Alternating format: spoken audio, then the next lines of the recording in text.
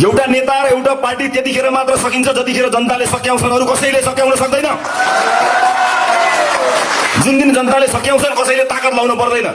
अहिले लगाइरहेको ताकत अहिले छिटो पहिलो पार्टी बनाएका छन्। यदि नखेलेको भए म यति छिटो पहिलो पार्टी भने लाइनमा कहाँ आइपुग्थ्यो त। धन्यवाद। अझै खेदिनु पर्यो।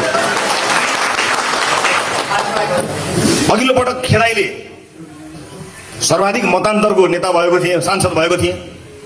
त्यसपछि भयंकर खेदियो मलाई। त्यसपछि देशकै सबभन्दा धेरै मत ल्याउने सांसदको सौभाग्य पाएको थिए चितवनवासीको मायाले। यसपटक खेदेको मलाई मात्र हो र डाक्टर सोनी मगलाई नि खेदेको छन्, डिपिजीलाई पनि खेदेको छन्, अरू उम्मेदवारलाई नि खेदेको छन्। यो अलि बढ्दै गयो भने यही त उनी लक्षण पहिलो पार्टी बन्ने, यही त उनी लक्षण देश बन्ने। लीलाकान्त कणेल दिशा गर्ने ठाउँ रातभरि कराउनु पर्ने, कनाउँदै त्यहाँबाट रगत पनि आउने। वैद्युक आयुर्वेदमा गएपछि दबाई निरन्तरसम्म खाएँ र अहिले मलाई ठुलो विश्वास आयुर्वेदिकमा छ। म साह्रै पीडित भएर म त्यो खुसीमा आँसु हो। सिङ्गो देश नजितिकन हामी परिवर्तन गर्न सक्दैनौँ।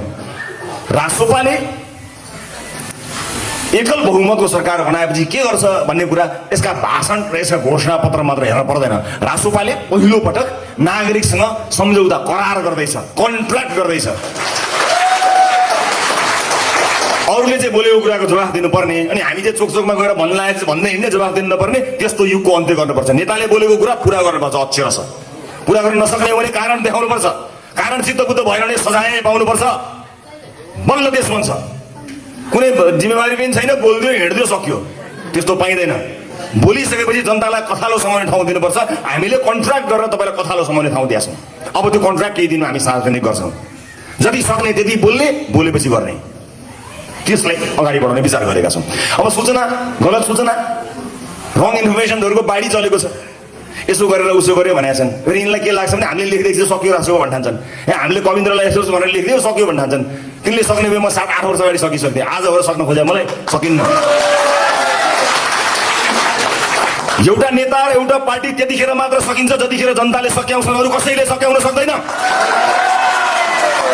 जुन दिन जनताले सक्याउँछन् कसैले ताकत लाउनु पर्दैन। अहिले लगाइरहेको ताकत अहिले छिटो पहिलो पार्टी बनाएका छन्। यदि नखेलेको भए म यति छिटो पहिलो पार्टी भने लाइनमा कहाँ आइपुग्थ्यो त। धन्यवाद। अझै खेदिनु पर्यो।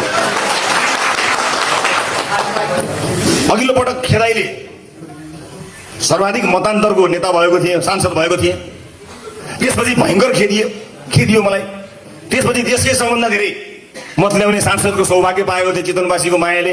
यसपटक खेदेको मलाई मात्र हो र डाक्टर सोनी मगलाई नि खेदेको छन्, डिपिजीलाई पनि खेदेको छन्, अरू उम्मेदवारलाई नि खेदेको छन्। यो अलि बढ्दै गयो भने यही त उनी लक्षण पहिलो पार्टी बन्ने, यही त उनी लक्षण देश बन्ने। यो महाभारत हो।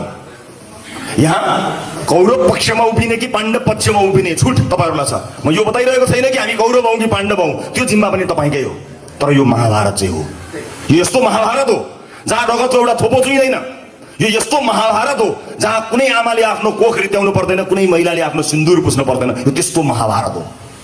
यो महाभारतमा तपाईँ कहाँ उभिने तपाईँले निर्णय गर्नुपर्नेछ। हामी तयार छौँ। तपाईँले भनिदिनु पर्नेछ हामी को हौँ। तपाईँले भन्नुपर्नेछ तपाईँ कुन पक्षमा उभिने हो। यो देश सधैँ कुशासनको चङ्गुलमा बस्न सक्दैन। यो देश सधैँ छोराछोरीलाई रुवाएर पठाउने देश बन्न सक्दैन। यो देश सधैँ कृषक रुने देश बन्न सक्दैन। यो देश सधैँ मजदुर मर्ने देश बन्न सक्दैन। यो देश सधैँ कर्मचारीले आफ्नो तलबका लागि चाहिँ आफ्नो तलबबाट बालबच्चा पाल्न नसक्ने अवस्थामा रहन सक्दैन। यो देश सुरक्षा कर्मीहरूले थोरैभन्दा थोरै तलब लिएर देशको सेवा गर्ने देश बन्न सक्दैन। यो देश सबैका लागि सुरक्षित, सबैका लागि सम्मानित बन्न सक्छ। निश्चित कानुनहरूमा हामीले राम्रो काम गर्न सक्यौँ भने, संसद जस्तो भयो भने, सरकार जस्तो भयो भने, नेता जस्तो भयो भने देश जस्तो हुन्छ। यसपटक देशलाई देश जस्तो बनाउनको निमित्त मतदान गर्नुहोला। म अहिले